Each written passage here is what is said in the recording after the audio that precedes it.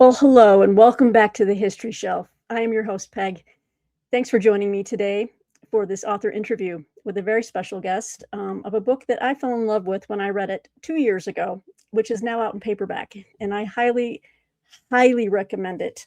If you are passionate about courageous people, education, and how we can use it today to stand up for democracy, you're going to want to watch this interview.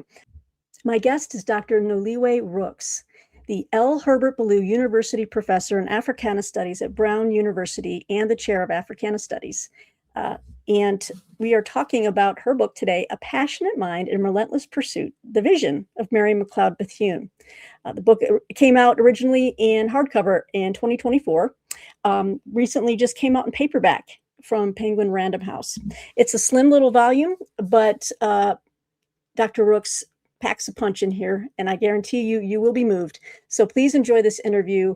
We'd love to hear from you in the comments. Let us know if you've read about Mary McLeod Bethune before, and let us know if you've read the book. We'd love to hear from you.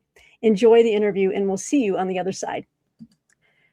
Well, greetings, everyone. Welcome back to the History Shelf, and we're here today with Noliwe Rooks, the author of a book that I reviewed I believe when it came out in hardcover a couple of years ago, right? It did. It came out in 24, which seems forever ago at this point. It does, but it's been newly released in paperback. Yeah. And this is A Passionate Mind in Relentless Pursuit, The Vision of Mary McLeod Bethune. And this is put out by Penguin Random House. Yep. And this was just a fantastic read, and we're going to get into it for all you viewers out there, and you get to learn who Mary McLeod Bethune was and what she means for all of us today. But thanks again for joining us, Noliwe. Thank you so much for having me. I will get into it, but I was telling you before we started recording, and I'll tell your audience, she is an inspiration for me. And so I'm always happy to have the chance to just talk about her. And so I really do appreciate you inviting me on. It is my pleasure. It is my pleasure. I have to be honest. So when I came to the book, I was, I'm losing my focus again. When I came to the book, I was like, well, who is this person and what did she do? And by the end of the book, I was just like, I was kind of knocked over, because, education and a passion for learning and reading has always been a part of who I am. And Mary McLeod Bethune has become a hero for me. And so how did you learn? And how did you come to learn about Bethune and what was her impact in your Yeah, so it's funny. I think I always knew she existed because my grandmother actually attended Bethune-Cookman. And so when I was growing up, it's not like as a child I was sitting around asking her, where'd you go to school? Tell me about the founder. But growing up, there was a photograph of Mrs. Bethune on the table where my grandmother kept her all of her family photos.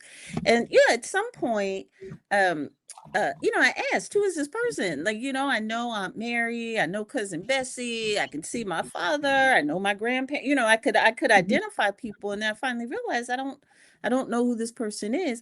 And she told me, this is a great woman, Mary McLeod Bethune. I went to that college, but I had not dug into the particulars of who she was until I started writing the book. So she was she was so many things. So she was born the 15th of 17 children in her family. Mm-hmm. A big family, one mother, one womb gave birth to that many kids. It boggles the mind just ever so slightly. She was the first in her family to be born free, to be born at the end of slavery. Both of her parents were enslaved in South Carolina by two different owners. So they lived on the McLeod plantation, and her father worked on the Bethune plantation, and they, would walk every day Yeah. The parents would walk to get to wherever they were working. But she didn't go to school until she was 12 years old. Mm, Um, but education and community and service, and God, she was a very religious person, mhm, um, were, I sometimes call her North Star. They were the thing that always, it was the way that she knew that she was moving through the world in the right way. If she could find a space where she saw the religious significance of it, if it was in support of community, she was always wanting to uplift young girls and women. I mean, she wanted to uplift everyone, but she had a special focus on young girls and children, or just children in general, I should say. It's not just girls, and women, because she saw how often women were left to um, be responsible for the character development, the economic support, and she always wanted to give them a real helping hand. So she mhm, was an educator, an inspiration, a political figure, who ended up in the White House as the first Black person to head a federal agency. mhm. There's so much more. Like I could stand and go, and then she was this, and then she was this, and then she was this. But I Yes. think that arc from first in her family, to know freedom, to be born into the United States, a version of the United States that believed in multiracial democracy, that had just fought a war over enslavement and what was right or wrong with that. And a real, her first breaths, her first moment, we're really at this amazing period where everything seems possible, where, shackles have been broken, education is being brought to the South. Mhm, People are able to find different communities. Black people can move around and move to another region or part of the country, which they had never been allowed before. So she was really born at a moment where I like to think that it imbued her with the ability to believe that all things were really possible. mhm, mhm. Yeah, and when you decided to write this book, how did you approach it? Like, did you say I want to do a full-fledged biography, or do I want to do a kind of, you know, going to come at it Yeah, from different angles? it's a idiosyncratic take on Mary McLeod Bethune. I actually, as I said, I got really inspired by her, and the book, in some ways, is me connecting the pieces of the lessons that I feel I was learning as I was researching her. I mean, really, at the very beginning, I was like, yes, I'm going to do a full biography. She's going to be born. She's going to do this. I'm going to trace all the people, everybody. Um, and then I really thought that, I kept turning to the fact that I knew so little about her political ideas. I knew so little about her organizing, her founding schools, her founding organizations, her attending the UN. Like these were all kind of revelations to me, even though a photograph of her had been on my grandmother's um, little brag table. It was really what the things when somebody in the family did something she's proud of, you would go on this table of photograph. And then You Mary called it the McLeod Bethune brag was there. table. I'll call it like the brag table. I Everybody love who graduated from college, everybody who got an award, standing Yeah. there, smile. I mean, all of those things. And then this Mary McLeod Bethune. Um, but as I started to write it, I really started to lean more into what I thought she meant in those moments, Okay. what the Mhm, pieces that spoke to me, certainly, but I think her cultural significance, her symbolic significance, the mhm, way that she impacted people and inspired them sort of started to become almost more important to me than the things that she did. That's someone could come from that kind of background or any background, and be so impactful, mhm, serially impactful, mhm, um, and have so many people. What she did was she inspired. groups all over the country to set up Mary McLeod Bethune clubs. There were hundreds of them all over the country.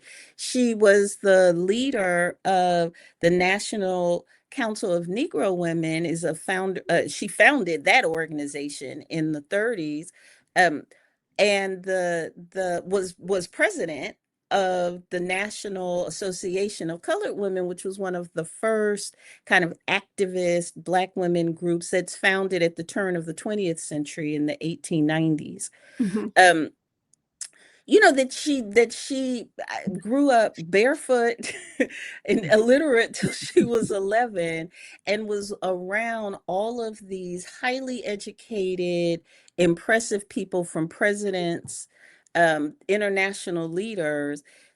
I found the arc of that inspiring. Mhm. And I ended up wanting to more tell the story of why I thought she was important. Um, Yeah, and I think I forget where I read it. I don't know if it was on the back of the book, but it kind of speaks to what you just said about like turning Bethune from stone to flesh, right? To mhm. really, because she's been so monumentalized now. Yes. Um, but in your book really goes back to the flesh and blood human being and her journey. Hmm. Hmm. At critical moments in her life, Yes. both Yeah. professionally and personally. Yeah, they're little pieces of um there's one story about how when she first started her school, um she stood down the Ku Klux Klan. The Ku Klux Klan was in case if people don't know, a white supremacist organization in the South. She at that point was in Daytona, Florida. Um and she had been very involved in registering Black women to vote once the 19th Amendment was passed. And so 1919, that first election after that, she had a bicycle and she would ride all around Daytona and try to tell people, come on, we're going to register. At the time, there was something called a poll tax, so people had to pay $1 if they wanted to vote. And she, in the community, turned the whole school into a fundraising effort for people who didn't have the money to pay the poll tax.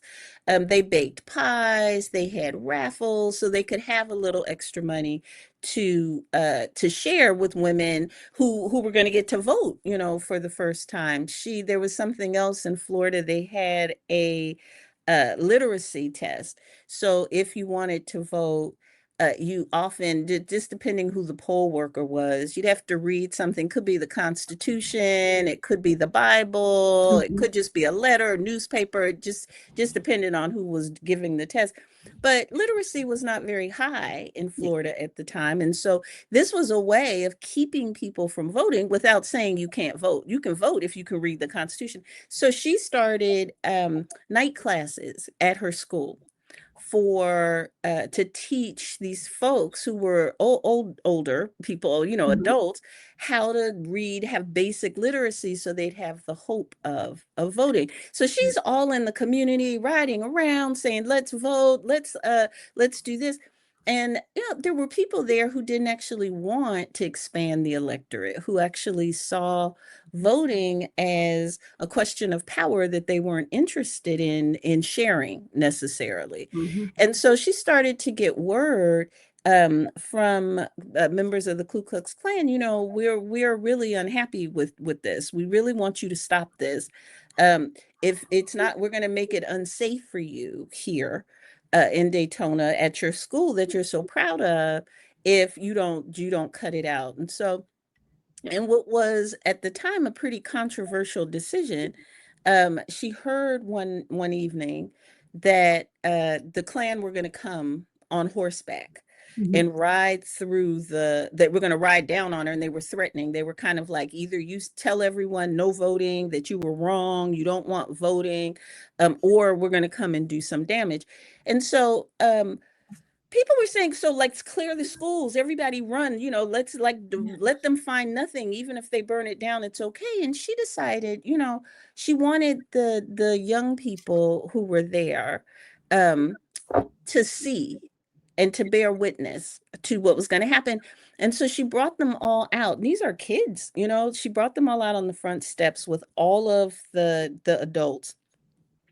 And they had heard, like, all of a sudden the lights go off all over Daytona. Street lights go off. The whole city is dark. Um, except, you know, on the campus, they had their own generator, and so she had them turn on all the lights. So everything around the school is dark except there. It's lit up. And the Ku Klux Klan come 80 horses deep. And they have torches and they're in full regalia, this white regalia, and they're marching through the school silently. It's dead silent. No one's saying anything. All you can hear is the footsteps of the hoof, you know, the hooves coming closer. And what they find is Mrs. Bethune with the entire school, all of the children, all of the teachers singing "God Will Take Care of You" on the steps, and they're holding hands, and you know they're singing. And you know, by reports later, some of the young people were like, "We were terrified, like we didn't, you know, like this was a horror. This was terrifying." And a Yes. lot of the parents, you know, later were kind of like, "What were you thinking? Like, what, you know, these are our kids." And she said, you know, you one of the things that educators have to do at some point is teach people how to survive where they are. Mm. Um, and to teach them to hold their head up in the midst of fear, if they are on the paths of right, is one of the greatest lessons that I could give them. Now, what people didn't know is there were some men secreted outside of I mean on the grounds with guns who if violence had jumped off, they were prepared to both support. And she had a whole exit strategy. So she wasn't trying to turn them into martyrs, but Right. she did want them to face this moment. So this is the kind of thing that she's having to put up with. But the next day, to tell you about the character of her, of who she was and why I find her inspirational, Hmm. the next day after this night, she led a group of 100 Black women to the polls to vote, even with the terror, even with the warnings. And those 100 Black women followed her to vote, and they got into line, and they, you know, were denied access to the front, like to the voting booth. They had to wait till all the white people voted first. They're standing out hour after hour, but all of them voted. Hmm. So when you hear things like that, I'm just like, but who was this woman that, you know, like she's with some woman and kids, is staring down terror, and then is successful? Um, it is, again, it's an inspiration to me. It is an inspiration. You're absolutely right. I mean, I've always heard it said like courage is one of the rarest of human qualities. Uh, and Mm-hmm. I really and throughout my I'm 50 plus and I of living, and I have seen that. I'm like, it really is. It's really, everyone thinks that they can stand up in that moment, It is. but I don't. I wonder, very often I ask, you know, I teach classes about the civil rights movement, and this is tied to this moment with Bethune, where so much of the historical the mid-century, you know, you'll see police people attacking kids with water hoses, or Mhm. setting dogs. Like, you see all these things just for trying to go to school or whatever. And I would often ask my students, I used to, um, do you think that's a choice you could make with your children?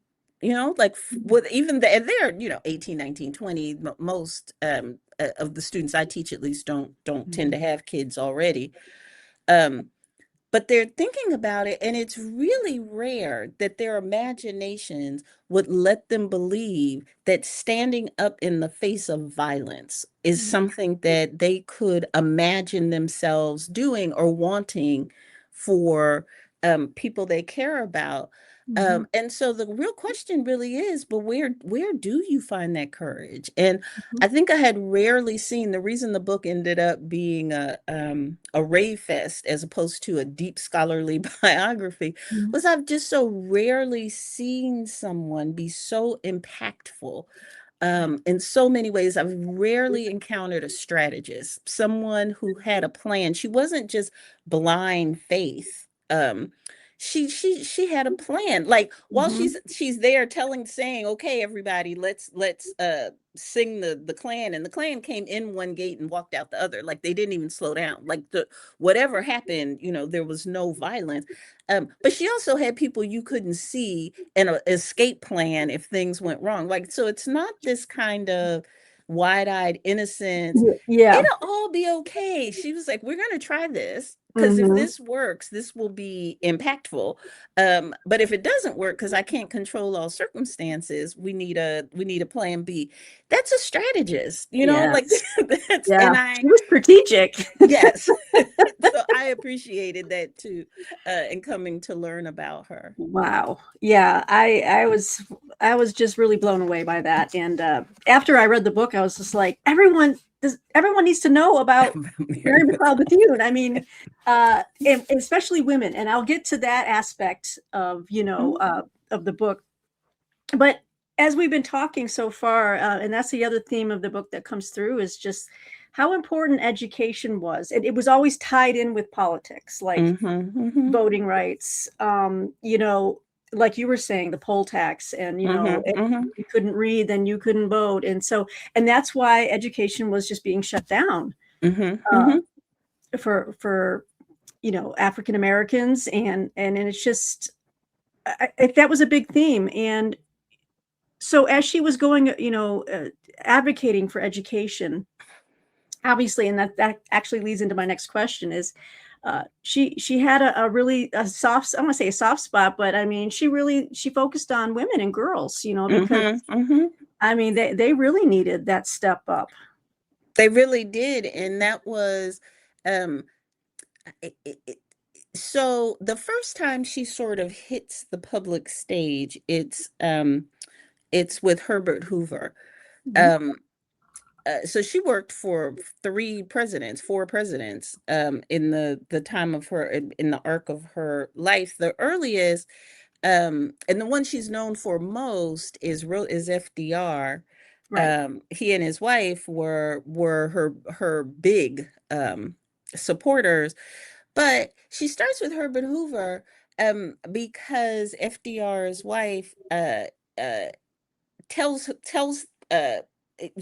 hosts her at a luncheon, at a tea party. Mhm. um and DC, being as sort of restricted, racially insensitive as any place else, when Mary McLeod Bethune comes in, it's a club women's tea, and while Mary McLeod Bethune is usually with Black club women, they're kind of like, let's all get together and let's talk about women's issues. And uh, when she comes in, most of the white women in attendance are horrified. They're kind of like, why is she here? Who is she going to sit with? Why is she not serving? I mean, it becomes a little bit of a scandal. Mhm. Um, and she's told, Mrs. Roosevelt, says, well, she's staying and she's sitting right next to me. If any of you all would like to leave, feel free. And she wowed everybody at this tea afterwards. Of course, everyone stayed. And she wowed everyone. And so from there, this is her entree to sort of national politics. Mhm. Um, and her first kind of assignment is to serve on a committee that's looking at child health. Um, and and she was always an advocate, early on in all of these spaces, for talking about immigrant children, white Mhm. immigrant children, Mm. and Black children, two groups that anytime children came up, or often women, um, at the highest levels of power, that just were not the focus. It's just not, they just didn't occur to people to be talking about immigrant women. Or Right. Black women and children. And this was her thing. So for Child Health Day, this committee was responsible for things like coming up with child labor laws. deciding what kind of sense it made in the United States at the time to have children working more than. I mean, children, there was nothing before this commission saying how long children were supposed to have to work. They were work like adults. So this came up with they should be in school most of the time. They can Mhm. work at this age. They can do this. This is the committee, that she's on. It comes up with immunizations. Children have very different access to immunizations at the time. And so again, immigrant and Black children and poor kids are really being hit with things that there's a way of addressing. Mhm. And so this commission, this child health commission, comes up with that. She advocates for midwives. So she's from a rural area.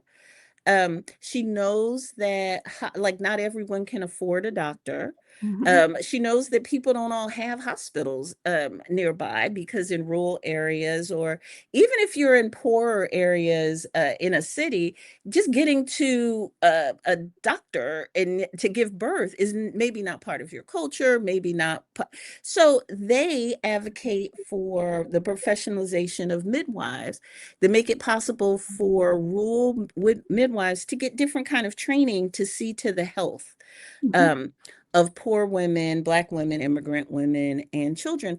It's this kind of focus that perhaps it would have had that focus without her. She was the only woman on the commission. She was the only Black person on the commission. Mhm. She wasn't the only vote. So obviously there were more people who were thinking along these lines, but we know that these were activities that she particularly championed, and that she was able to walk in the room of in a committee appointed by a president, and to have the lives of women and children and immigrant people and poor people be immediately Mhm. by government programs. I think is just really one of the inspirations, that I mean, it probably would have happened anyway. I don't want to say the only reason we have child immunizations is Mary McLeod Bethune. Obviously, that is going too far. Um, but the way that she had what I called earlier this North Star, this Mhm. this idea that if you do nothing else, she had this saying that if Mrs. Bethune is able to get into a room, then you can trust and believe she will hold the door open for other women to come Mhm. behind her. Mhm. And I think the her life really does play that out. She either made a space for other women, or did something to make their lives better. Mm. Wow. Well, and that brings me talking along the lines of inspiration. I feel like this speaks to us today, Hmm. and where we're at, and not to to make it more contemporary, but I think it really we need to take lessons from history and from people who have lived um, Yes, inspirational and I believe powerful and so. yes, and impactful lives. Um, I was wondering if you could speak to, what she taught people about the power of education and the power of your vote. And at a Hmm. time now where these things, if you, it's like they're under threat again. And I'm just, Yes. Yes. as a You know, student of history, yeah. she's from a period. I mean, this is one thing. Like I'm a scholar of Black history. I'm a scholar of Black studies, and I was saying, I used to say when the book first came out a couple years ago, I don't know that in any of my coursework I came across Mary McLeod Bethune. I didn't recall her being mentioned with Black leaders or women leaders. Booker T. Washington, who she was very friendly with, both he and his wife. She Hmm. considered him a mentor. W.B. Du Bois, who she served on the NAACP with, and was actually at the founding conference for the UN with him. Hmm. Um, I mean, there's just nobody from that period, the Black or white, that she doesn't show up with. But I never came across. No one ever talked about her as impactful. And one of the things that I regularly tell people about her that still inspires me, and that I keep trying to find other folks who want to like do this with me. So Mhm. what she started these things called citizenship schools in the 1930s when she founded the National Council of Negro Women. One of the ways that what you had to do in your town if you wanted to join the chapter was not just the chapter of National Council of Negro Women was not just send in your money and do whatever. It really was you were expected to organize. So wherever you lived, whatever region, town, hamlet that you lived in, you were supposed to bring 4 or 5 people who you knew, just your neighbors, just somebody who you knew, to what she calls citizenship school. Mhm. And what you did when you got there was you identified something that you all agreed in your community that really could use some attention, Mhm. that needed to change, that you felt that people, it could be a stop sign. Like, we're not talking big, huge things, right? Like, not freedom. Like, it was really, do we need a stop sign? What about a fire hydrant? Um, is there a police presence when they're like what, just really regular everyday things. Um, and then after you all identified what the thing was, and it really was usually something along those lines. Mhm. The swimming pool is not open in the summer and we'd like it open 2 days a week, something, right? Like Mhm. something like Right. that. And then you had to go figure out, um, and with help, who was responsible for this? Who in city government, state government? I mean, you were rarely talking about things that would rise to the level of the federal government. But who should you go talk to? What was the path? Um, and you had to learn who your representatives were. And you had to learn about what a voting district was. Now, this seems very small, like but this for Black people at least, in the 30s and 40s is before the Voting Rights Act, and so getting to vote could be, in the North, it's better than the South, certainly, but there's still barriers or whatever. Mhm. So, people are not always clear. What's an alderman? What's my council person? What's the school board? What are they doing? Like, you just don't, like, a lot of Black people just didn't feel that they were a part of the civic landscape of democracy in the same way. So Mhm. what this did was have someone who wanted to found a club had to bring together citizens, neighbors and community, identify an issue, and then the 4 or 5 of them organize themselves to go. If you wrote a letter, if you made a phone call, like, we're not talking big protests or big, you made an effort to Mhm. address it. Mhm. And you made an effort to follow up if the answer was no. And that kind of teaching of it's such a small thing, like it almost, you're like, what? Like you're sitting around by how to get a stop sign. But what it taught people is what citizenship is, and that it requires some kind of action on your part, some knowledge and action on your part to Mhm. have democracy, politics, and your citizenship show up in your world. Mhm. It was not passive. And I think about that often because so if for our moment, Yeah. because so much of we don't really talk about civics very much. We don't really talk about what citizenship requires of citizens, not what the government should be giving citizens. This somehow we have a sense of that more, but you have to engage the system. Mhm. um in some way. You can choose that the way that you want to, you can choose the path, but you have to understand that it's your responsibility to engage if you want change. So for Bethune, with her citizenship schools, you didn't get to just come to the meeting and complain about stuff, to point out, to point a finger. You had to propose a solution. And I often think, that's something we should bring back. Like, I'm kind of like, I want more people who are Yeah. thinking in small ways.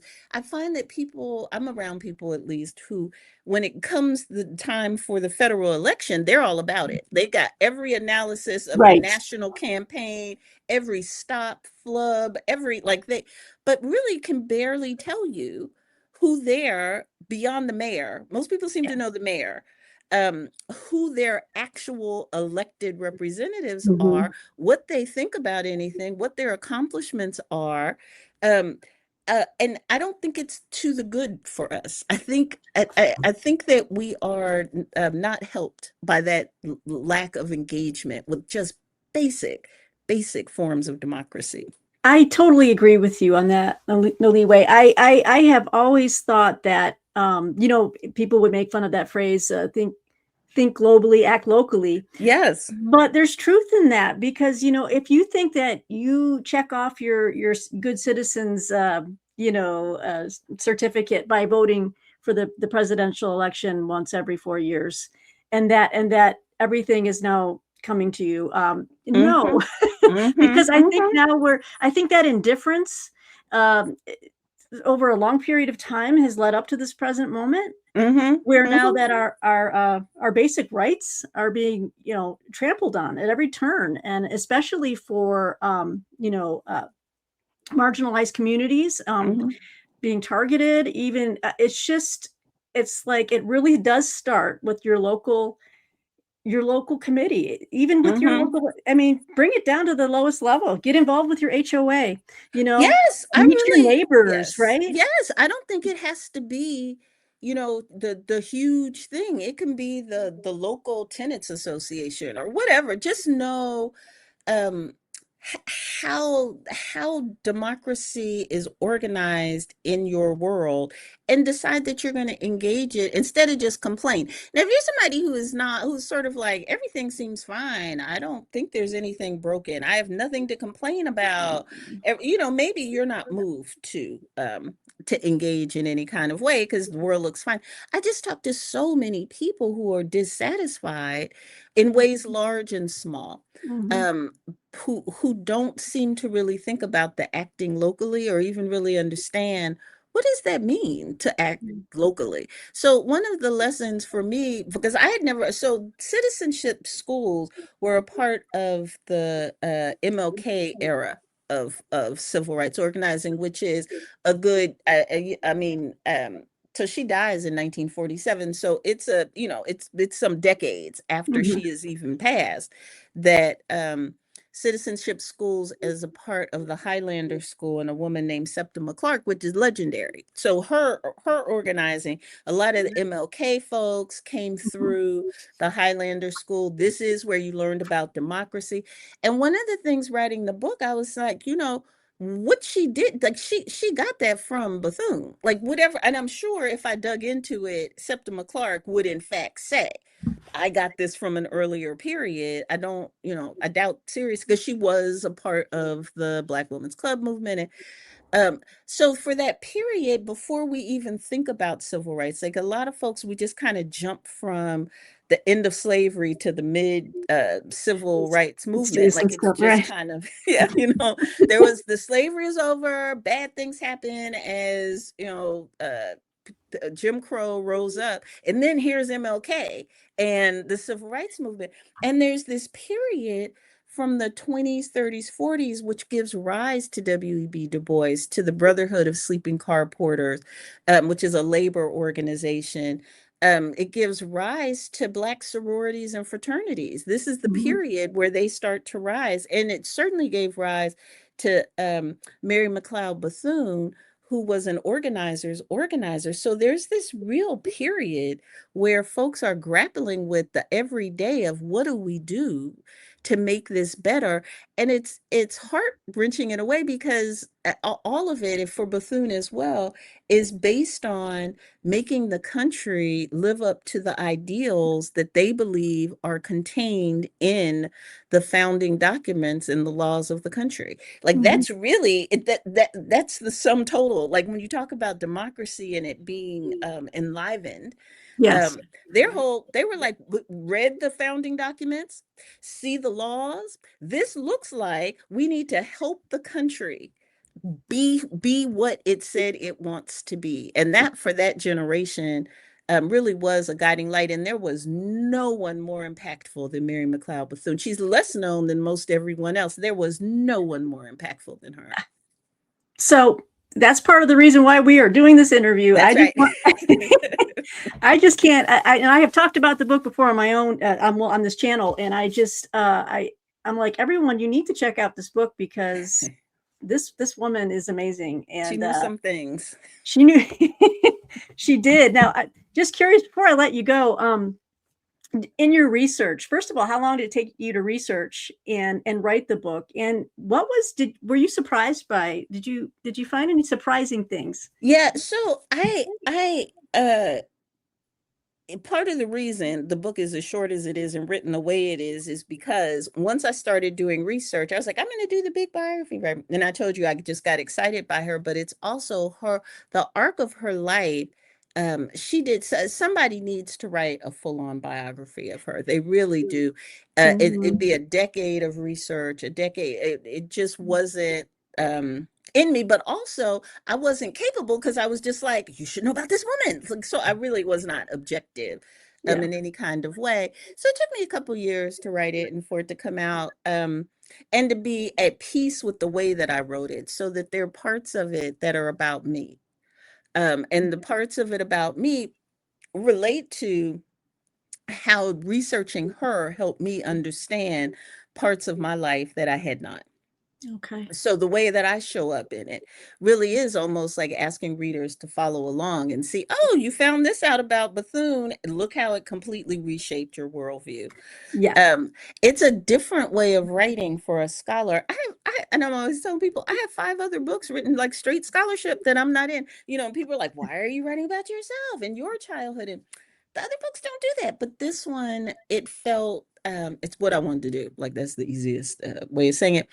I found out so many things. I found out that my grandparents actually knew her and were engaged in politics with her. I did not know that. I knew that my grandmother had gone to the school, but I did not know that my grandfather and she founded a couple organizations together. I found letters between the two of them, Wow. strategizing and talking about Florida and what they wanted to do. And I found out the beach that we summered on. There's a black beach called American Beach on the other side of Florida. I grew up on the West Coast, but this is on the east side, close to Georgia coast. Um, what Mary McLeod Bethune was responsible in part for it even existing. She got Truman to donate acres of federal land to a black insurance company that was building a resort for black people that my family ended up buying into um that I didn't know, that she was Yes. helping people. I mean, yes, it's a story about me, but this beach and the the insurance executive are legendary people in Black history. Like they're people who are very well known, and this was a kind of economic development strategy that people write about. I had no idea Mary McLeod Bethune was in the background. And there's a Mary Street. There's a Mary Street at the beach. I had no idea it was named after her until I Wow. started doing this research. So there's so much about how she saw capital, how she saw community, Mhm. what she thought courage was, that I am in awe.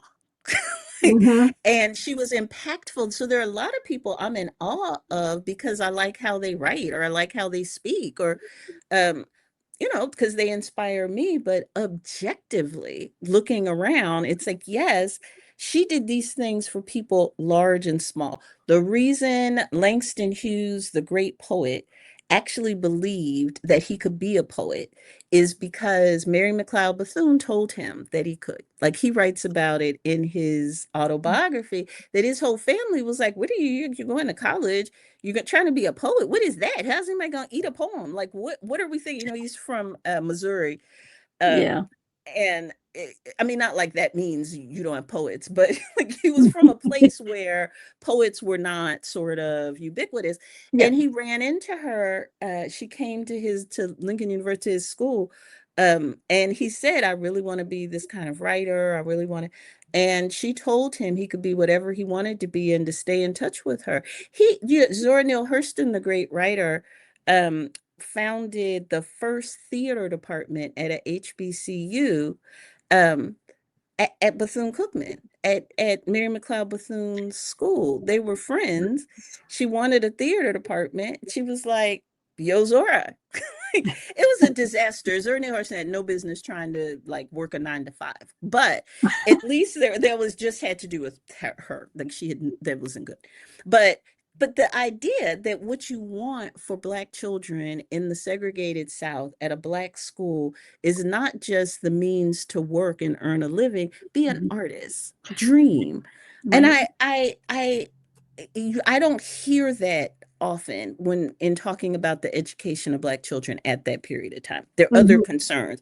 Make sure you're earning enough. Sort of like now, workforce development. Why do you go to college? You go to college to get a job. We've really kind of 180'd ourselves Yeah. back to an earlier period where most people outside of schools like I teach at, which were always like for a certain kind of privileged group, but the majority of schools in the country were Mhm. very much, and still I think to a point, are very much about employment when you get out, Yeah. not the journey of getting to college, the employment on the outside. Employment. Yeah. That she was at the forefront of saying, yes, I need to teach you how to be a nurse. You need to learn how to be a teacher. My grandmother was a teacher for 60 years of her life, went to Bethune-Cookman to become a teacher and taught at the lab school there. But she was also like, you need to know how to be a poet. You need to think about theater. You need to engage the arts. So all the things that I learned about her that still inspire me, that I think are the core of things we could return to. I agree. Because when you were telling that story, I was just saying that to myself, like, yes, of course, we need Black poets. We need, is it along the whole line of like jobs that are out there. You need the whole spectrum. You need the creative. You need Yes, the functional. You need the mechanic, the engineer. You need the scientist, the doctor, the teacher. You need the writer, absolutely. and you need the poet, because that it gives life force. Anyway, I don't want to take up too much more of your time because I just love this book, but and I think it speaks to what we need right now Hmm. as a country. And I'm just going to say out there to the viewers out there that if you're looking for inspiration and maybe someone that to give you courage Hmm. in this very very fragile time that we're in as a democracy, I feel um, please go out and read A Passionate Mind and Relentless Pursuit, the vision of Mary McLeod Bethune. You will fall in love with Mrs. Bethune. And I know I sure did, Noliwe, and I am so grateful that you wrote this book. And I really like the personal aspect. So Oh, good. Thank you. I had no issue with how it was written at all. I kind of liked, I like when I'm reading a biographical or book of Mhm. history. I like to know the person writing it a bit, and so then you did that so well in this book. So Oh, thank you. Thank you. yes. I appreciate this. And of course, yes, we should stop because I will just continue to do this for the next 2 hours. So, Okay. um, Well, you there you have it, everybody. I just can't say enough about this book, and just read it. And I'd like to see some comments on the interview from folks who have read it and what you found, just new and surprising about this wonderful woman who is an inspiration. And Noliwe, are you working on anything right now? I always end that with authors, and I am. I actually am gone back to beauty. My first couple of books had to do with beauty and hair and fashion, like cultural history of these uh-huh. things. And so right now I'm working on a cultural history of synthetic hair, which Okay. has all these people in it I knew nothing about. So anyway, I'm at the beginning of it, but I'm finding it a little fascinating. So That's the fun of historical research, right? You yeah, keep uncovering new things you just never knew about. yes. That's why I love reading history. I get the benefit of all your hard work. I get to sit down and read, and then I come away just enlightened. So thank you so much for your time today. And we'll have you back on sometime soon when your new Would book love comes out. it. Love Okay. it. Bye-bye. Thanks, no leeway. Bye bye. Bye-bye.